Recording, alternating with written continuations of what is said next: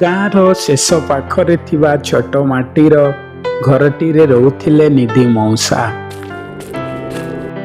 ସେ ବହୁତ ସରଳ, ସମ୍ମୁଖ ଓ କଥାକୁହା ମଣିଷ। ଦିନଭରି କ୍ଷେତରେ କାମ କରି ସନ୍ଧ୍ୟାରେ ତକି ତକି ଘରକୁ ଫେରୁଥିଲେ।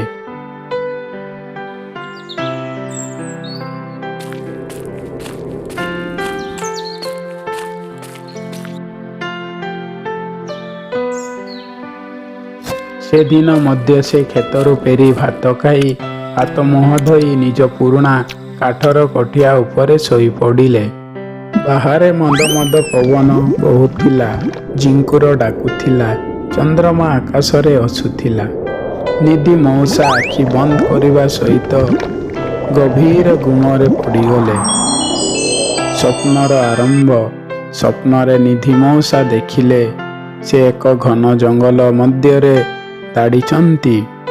ଚାରିପାଖରେ ଉଚ୍ଚ ଉଚ୍ଚ ଗଛ, ପକ୍ଷୀମାନେ ଡାକୁଛନ୍ତି। ହଠାତ୍ ମାଟି କମ୍ପିବା ଭଳି ଲାଗିଲା। ନିଧି ମଉସା ଭୟରେ ଏଦିକି ସେଦିକି ଚାହିଁଲେ। ହଠାତ୍ ଜଙ୍ଗଲ ମଧ୍ୟରୁ ବାହାରିଲା ଏକ ବିଶାଳ ହାତୀ। ତାହାର ଦାନ୍ତ ଧଳା, ଶୁଣ୍ଢ ବଡ଼, ଆଖି ଦୁଇଟି ଜଲ ଜଲ କରୁଥିଲା। ନିଧି ମଉସା ଡରରେ କହିଲେ, ହେ ଭଗବାନ, ଏ ହାତୀଟି ମୋ ପଛେ ପଛେ କାହିଁକି ଆସୁଛି? ହାତୀଟି ଧୀରେ ଧୀରେ ତାଙ୍କ ପାଖକୁ ଆସିଲା। ହାତୀଟି ଧୀରେ ଧୀରେ ତାଙ୍କ ପାଖକୁ ଆସିଲା। ନିଧି ମଉସା, ଭୟ କରନି, ମୁଁ ତୋର ସ୍ୱପ୍ନର ରକ୍ଷକ। ହାତୀଟି ନିଧି ମଉସାଙ୍କୁ ତାହାର ପିଠିରେ ବସାଇ ଜଙ୍ଗଲ ମଧ୍ୟରେ ଘୂରାଇଲା। ସେ ଦେଖିଲେ ଚମକୁଥିବା ନଦୀ, ସୁନା ଫୁଲ, କଥା କହୁଥିବା ପକ୍ଷୀ, ସବୁ କିଛି ଅତ୍ୟନ୍ତ ଆଶ୍ଚର୍ଯ୍ୟଜନକ।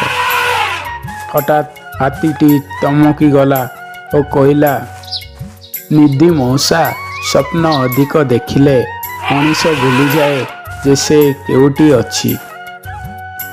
ଏତେ କହି ହାତୀଟି ଜୋରରେ ଚିତ୍କାର କଲା, ଜାଗ୍ରତ ହେଅ।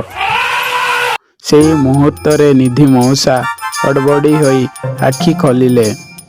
କିନ୍ତୁ ସ୍ୱପ୍ନ ଭୟ ଏତେ ଥିଲା ଯେ ନିଧି ମଉସା ସିଧାସଳଖ କୋଠିଆ ତଳେ ପଡ଼ିଗଲେ।